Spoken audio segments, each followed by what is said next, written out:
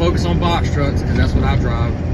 26 foot with a lift gate, pallet jack. I got straps, blankets, E-tracks, all the stuff you need. I see a lot of information out there, and I see a lot of stuff that a lot of people don't like to talk about. So, from my experience, I've tried Amazon. I've tried going regional, which basically means you go out as far as you can go and come back in the same week, and you got your weekend off. And now I'm doing OTR. I've been doing OTR for almost 2 months, and so far my authority's at about 6-7 months, just over 6 months. I'm from Georgia. Amazon freight, it just did not work for me coming out of Atlanta. I had too much deadhead getting in there. I got too much deadhead after the loads drop off, and it just doesn't give me enough time to get a second load in within my hours of service. So I don't like to recommend Amazon for anybody that is starting out unless they live next to that facility and their specific region is really heavy for Amazon work. Georgia is full of box truck drivers running Amazon freight for cheap. Just couldn't make enough money. All right, so regional, it was a little better. Find more work off the DAT load boards. Problem was, being in Georgia, you got freight coming out of Georgia on Monday. Usually it's gonna come out of there in Atlanta. Once you hit Tuesday, you might find something. Wednesday through Friday, if you ain't found a load yet, you're coming out of Georgia for cheap. And once you get out of Georgia, you make your route, and now you gotta turn back around and get back to your home state. It's hard to find freight coming back to Georgia. So, and that's gonna be probably consistent in most states that I've seen, is the spot market. You know, if you're confining yourself just to them 5 days trying to get home, you're gonna have a hard time. If you do make it back home anywhere close, you're still gonna probably have to deadhead, unless you just live in one of them kind of cities where there's just gonna be freight coming in. All right, so let's talk about what it takes to do this. A lot of people think, yeah, I'm just gonna get a truck, hop in the truck, I'm gonna drive it, I'm gonna make this money. And yeah, you are gonna make good money. You're gonna make great money. More money than most people thinking about this have ever made in their lives, or even imagine making, doing something that you don't really have to have a whole lot of experience with or knowledge on. The money gets better over time, but it's not like you have to grind your way up like you would at a regular 9 to 5 trying to make that management position that you're gonna have to put years and years into. But what comes with that fast money is either illegal or it's hard work. Okay, now this isn't the most physically demanding job, but it's hard work. I put 70 hours just about in a week, and I'm away from my family just about the whole month. Okay, you sitting in this truck all day, you got 11 hours to drive a day. You got 3 hours on top of that you can work. Now, if you're running hard, you're gonna put, 10 to 11 hours on the road, and once you get to that shipper, that receiver, you might sit there for an hour or two at least. You're gonna stop, you have to stop and take a 30-minute break. You're gonna have to stop and get fuel. All that time adds up, cuts out of your driving time. This will be your whole life, is trucking. I see people say that they take a week off every month. I don't know. Money's too good for me to take a week off. And when you start the business out, depending on your credit, depending on your driving record, your insurance, and what your overhead's going to be, you might not be able to afford to take a whole week off every month. And I wouldn't recommend you do it anyways. If you don't have a family, like I've got kids, so I can't do, I can't go out non-stop for months and months on time at once. But I go out for 3 weeks straight. I'll come back for a few days, and I'm right back at it again. If I didn't have kids, I'd be out here 6 months straight. Fuck it. I was in the military. Being gone from home, that don't bother me. But if you're one of those kind of people that you got to stay around your family, you got to be around your friends, you can't handle being alone, then it's not going to be for you.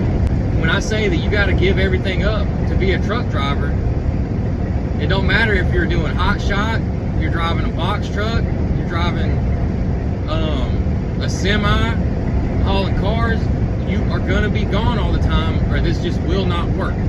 Now, once you get into this game for a little while and you find you some dedicated freight, that goes and you got a good lane, you can get back home every night or every couple days, that's cool.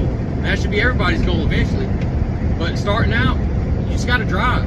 You gotta put everything else aside, and you gotta put this fucking rubber to the road and put them miles in, because you're not gonna get anywhere unless you're willing to work for it. And this ain't just, it's not just driving. You gotta be, if you don't hire a dispatcher, which is kind of hard to find a dispatcher for box trucks because they don't produce as much money, so it's not as much of an incentive for the brokers to work with you, or dispatchers to work with you. So you gotta be a dispatcher. You gotta be your own mechanic, and I don't mean that you gotta know how to fix the truck and diagnose it and things like that, but you need to know what to look for when you're doing that pre-trip inspection to know what's wrong with the truck, to know how to maintain this truck. Because driving in the summer and then driving in the winter is two totally different things on how to handle operating a diesel. It's not like a gas vehicle. You're gonna have to be fully dedicated to this truck. And you know, some people, that's not for them. Some people get out here, they drive for a week or two and they realize it's not for them. And you don't want to be one of those people that ends up with a truck note and insurance, you know, spend all this money to start the business, and then you find out a couple weeks into it, hey, this ain't for me. On top of that, be the most professional that you can be in this industry. All right, just because you're not driving a semi truck does not mean this is not dangerous. 26,000 pounds ain't no joke. And if anything, I would say that this is more dangerous in certain situations. Semi trucks have engine brakes. They've got more gears they can put their truck into to come down mountains in. You know, I'm coming down a mountain, I can't drop my truck into a lower gear. I still have to tap on the brakes coming down the mountains. If you decide to drive in the snow, which I have yet to do, but it's not going to be the same as driving in a semi. Semi, yeah, it's a bigger truck, but it's a lot safer in those instances. DOT compliance is huge. It's huge. A lot of people get into this industry, they don't understand the laws, and they get hung up by DOT. And DOT does not play with people that are running non-CDL. I have my CDL. I got it a long time ago, never used it, didn't feel comfortable driving a semi, so I hopped in the box truck. Okay, but just having that on my license shows that inspecting officer that, hey, this guy knows what he's doing a little bit at least. You know, they give you a little bit more leeway, they understand that you've been to school, you got it on your license, you took the test. And being non-DOT compliant will shut down a new trucking company faster than anything else. So just because it's a box truck, it ain't nothing to play with. And these are the kind of things that I want people to understand before they start putting their money down and getting into this business. All right, so let's talk about money now. I think before you even start looking at trucks, you need to have really $30,000 set aside. Unless you're just gonna buy a dirt cheap truck and hope that it makes it at least a year before you got some money stacked up and you can get something nicer. Because that maintenance bill is gonna come on an old truck, it's gonna come fast, and it's gonna hit your pockets hard, okay? And if you don't have a fuel card where you're advancing fuel on yourself, it's gonna cost a lot of money. You gotta pay for hotels. Do not sleep in your box truck every night, okay? It is not legal. You might not get caught. I see people doing it. They haven't been caught yet. I hope they don't get caught. It's not that it's necessarily a dangerous thing that you're doing it, but it's not DOT compliant because you don't have an actual bed to sleep in. So therefore, your sleep's not gonna be as high quality. You know, little things like that. You need to know the laws, the ins and outs of this industry before you even go start an LLC. Research. You can never do too much research before you put that money down. So once you put that money down, it's gone. And now you got to go. You got 30 days from the time your authority application gets put in, I believe it's 30, to have your insurance active. So that means that you get a month to find your truck, get all your equipment, and get your insurance started. The insurance down payment's going to be a hit too. Okay, you could be looking at $2,000 down payment all the way up to $10,000. I've seen. It's a big chunk. Down payment on the truck, they're going to want at least 20% down from what I've seen also. Okay, now you get a nice truck, you're looking at putting $20,000 down on the truck. That's $20,000 just on the truck. You still got to put a couple thousand down on insurance. You're probably going to need to buy a pallet jack. Maybe the truck doesn't have E-tracks in it already. You got to buy E-tracks and install those yourself, preferably. You're going to need somebody to help you with it. If it don't have a lift gate on it, it's going to restrict you. I don't know how many times I have delivered loads that supposedly did not require a lift gate, and I get to the receiver and they don't have any other way to unload me except for me using my lift gate. The more options you have to deliver freight, the more money you're going to be able to make. Okay, you want to get your TWIC card. It's not hard. As long as you got a clean background, that's all it is. Background check, fingerprints, pay a little bit of money. Takes a couple weeks to come in. You got access to more freight. Things like that are going to be what's going to help you grow faster. All right. First 3 months are going to be tough. You're not going to get a lot of freight. Brokers aren't going to want to work with you. And if they do work with you, the rates aren't going to be that good. Once you hit that 3-month mark, it's going to open up a lot more. At 6 months, it should be smooth sailing. You should have worked with enough brokers that you've had good relationships with. Don't be dropping loads off late. Don't be showing up late for pickups. Don't give these brokers problems. Give them updates on where their freight is if they want it. You know, you got to understand the position they're in too. Okay, because they're not necessarily responsible the same way you are for the freight, but they're still responsible for it to some extent. So they need to be able to trust you. And right now, nobody trusts box truck drivers because the barrier for entry is so low. Okay, anybody with a good stack of money, some decent credit, you know, a good credit card, and a clean drive. I mean, you ain't got to have a perfect driving record, but you don't want it to be bad because your insurance is going to be so high. Well, the point is, it's not hard to get into the same way as it is to have to go get your CDL. So we got drivers that show up without pallet jacks when they're supposed to. They don't have lift gates. They show up late. They don't know how to communicate. And that puts a bad taste in the market as a whole for non-CDL drivers. Even if it's you're talking about hot shots. They look at non-CDL completely different than they do CDL drivers. So you really got to prove yourself in this industry, and this is something that as a community we need to work on, because as long as they don't trust us, our rates aren't going to get no better, because they got money to pay.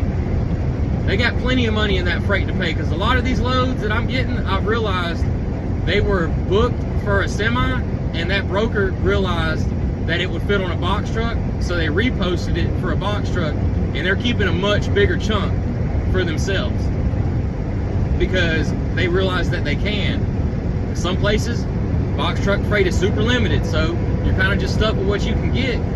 You don't want to drive far on a bad rate, but if you got to get out of somewhere, just fucking take it. And don't sit for days thinking that you're going to get $2 a mile. You're not going to get $2 a mile every load. It'd be nice. I'd love to get $2 a mile every time, but you're just not always going to get it. And sitting ain't going to help you either. I'd rather drive empty for 4 or 5 hours to go to a better area where I know I'm going to get some freight than sit for days hoping to get something and losing money. If the wheels are turning, you're making money. You know, if you got to take $1.25 to get out of somewhere that you're going to get $1.75 to $2, you dollar cost average it. It ain't no different than looking at the stock market or crypto. Your stock prices go down, just buy more. You dollar cost average it. The goal is to average $2 a mile. That's what everybody wants. You just can't get it like that all the time. And they know that we're still going to be making money even if we're not getting $2 a mile. Let's be real. Anybody in this industry right now knows you're still going to make money less than $2 a mile. $1.50 should be your bare minimum, in my opinion, to $1.75, $1.80. That's really what I think your main goal should be. Definitely starting out. Your expenses are going to be high, so you're not going to have a whole lot of profit left over at the end of the week, as if you would if you owned your equipment outright and you've been in the business for over a year and your insurance rates came down and things like that. But at the end of the day, if you're running a 70-hour clock and you're OTR, you should be doing $5,000 to $6,000 a week at least. Maybe some weeks you're only going to hit 45, 42. You know, hopefully no less than 4,000. But what you're going to have left over, even just doing 45 to 5,000, you're still going to be making over $1,000 a week. You know, upwards of $1,500 a week. Maybe you hit $1,750 a week. It all depends on what your overhead is. I got high overhead right now, so my profit margin isn't as high. But I know that once my insurance goes down, my truck payment's gone, you know, I figure out how to reduce hotel costs and your fuel costs as much as you can profit $10,000 plus a month if you're running OTR or you have a really good dedicated shipper. And that's the goal. So you just got to grind it out for a few years. After that, you know, year and a half, second year rolls through, if you're willing to sacrifice your pockets a little bit to pay your truck off faster, you know, and you got a decent truck that you're not going to be in the shop every fucking 6 weeks outside of just regular oil changes and fuel filters. You know, if you're not going to be down, you don't want to be down for over a week consistently for maintenance, because not only is it costing you a lot of money to pay to fix that truck, but you're losing a lot of money too on that truck sitting still. And there ain't no trucks to rent right now. And even if you can find one, you ain't making no money with the rental rates. They're way too high. I called Penske a while back. My truck was down for 2 weeks to try to rent one just for a couple weeks. They wanted, was it $1,400, something like that, a week, plus mileage. And they said I could only drive it 1,000 miles a week. 1,000 miles a week, you're not gonna make no money. It's not even gonna pay for the rate to rent the truck on 1,000 miles a week. I don't know what the fuck they're thinking, but it's just not gonna happen. You can put 3,000 miles a week in, if not 3,500 with no delays. And I mean, you do the math, $1.75 to $2 a mile. Like I said, $5,000 to $6,000 a week shouldn't be an issue. You know, you go from a not so great area to a really good area. Maybe one week you average 7,000, the next week you average 5,500. Now, I don't have consistent numbers to show y'all yet because, like I said, I just started running OTR myself. But the first week I did OTR, or the first 2 weeks I went out, I did, I think I averaged around 9,500. Them first 2 weeks I went OTR, and I drove from Georgia up the East Coast a little bit, all the way out to Washington State, back down, and ran the South all the way back to Georgia. Made a big loop around the country. And that's where you're going to make your money.